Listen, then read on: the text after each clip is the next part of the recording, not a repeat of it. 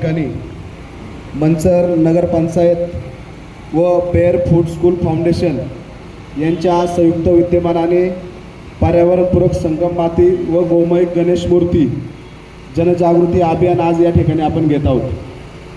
खरं तर मी सर्व विश्व हिंदू परिषद गोरक्ष विभागाचं खूप खूप आभार मानू, कारण मला वाटतं आपल्या मंचर शहरामध्ये पहिल्यांदाच अशी मातीची आणि शेणापासून जी गोमातेच्या हे बनवलेली मूर्ती आहे. अतिशय सुबक आणि सुंदर मूर्ती या ठिकाणी बनवलेली आहे आणि त्यामुळं ही पर्यावरणासाठी अतिशय चांगली आहे. कारण आपण आजकाल पाहत आहोत ज्यावेळेस गणेश विसर्जन असेल त्यावेळेस नदीकाठ असेल, अनेक ठिकाणी जे डोम बनवलेले असतात त्या ठिकाणी ज्यावेळेस विसर्जन केलं जातं काही कालावधीनंतर त्या मूर्त्या गेली 5-6 महिने वर्ष त्या मूर्त्या काही तशाच राहतात. जेणेकरून त्याची विटंबना होऊ नये या उद्देशाने हा उपक्रम या ठिकाणी अतिशय सुंदर राबवण्यात येत आहे. आणि या ठिकाणी मी उपस्थित सर्वांना आवाहन करेन, सर्व नगरपंचायतच्या नगरसेवकांनाही मी आवाहन करेन, कारण तुम्ही आजच या ठिकाणी या मूर्त्या बुक करा.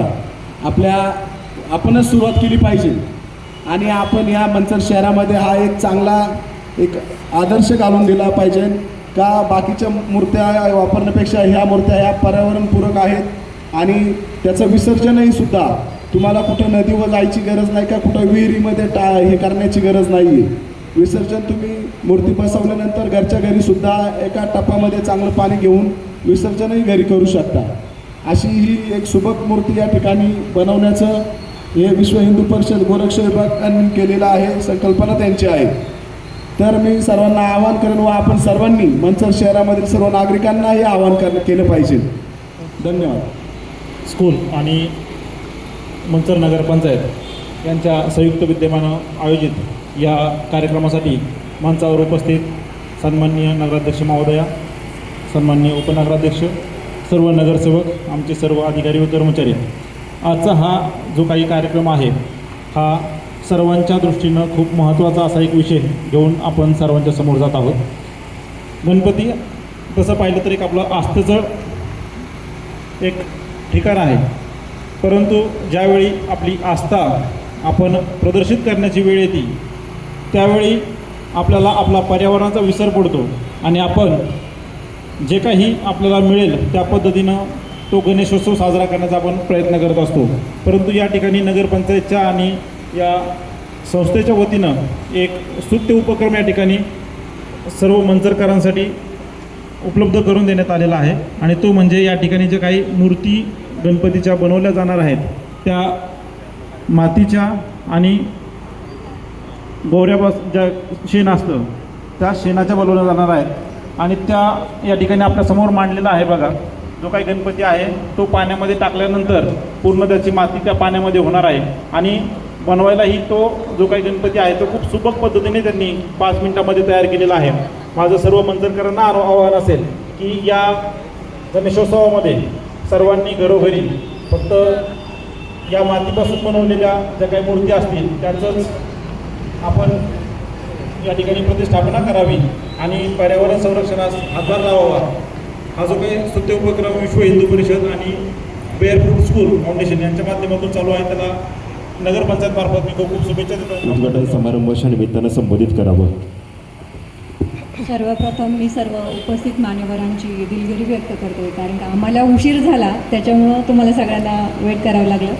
खरं तर मंचर नगरपंचायत आणि बेअर फूडर स्कूल फाउंडेशन, आपले हिंदू विश्व परिषद, सर्व मान्यवर यांचे मनापासून आभार मानेन, कारण का त्यांनी आपल्या मंचरला दिलेली ही अमूल्य देणगी आहे. कारण का हा आत्तापर्यंत असा उपक्रम हा मंचरमध्ये राबवलेला नाही आहे.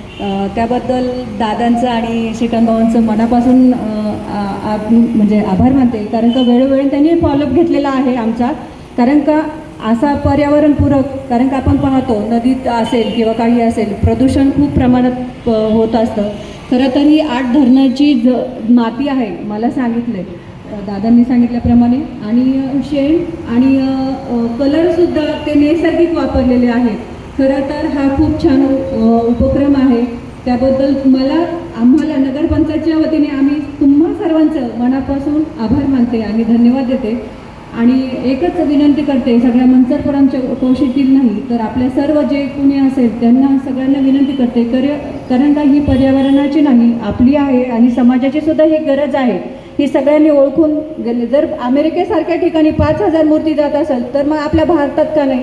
खरं तर आपल्या हिंदी संस्कृतीची सुरुवात ही गणेशाच्या पूजनाने होते आणि आराध्य दैवत हे आपलं गणपती आहे. त्याच्यामुळे त्याची तेवढी प्राणप्रतिष्ठा ठेवणं आणि त्याचं ते सातत्य आणि जपणं हे आपलं प्रत्येकाचं कर्तव्य आहे.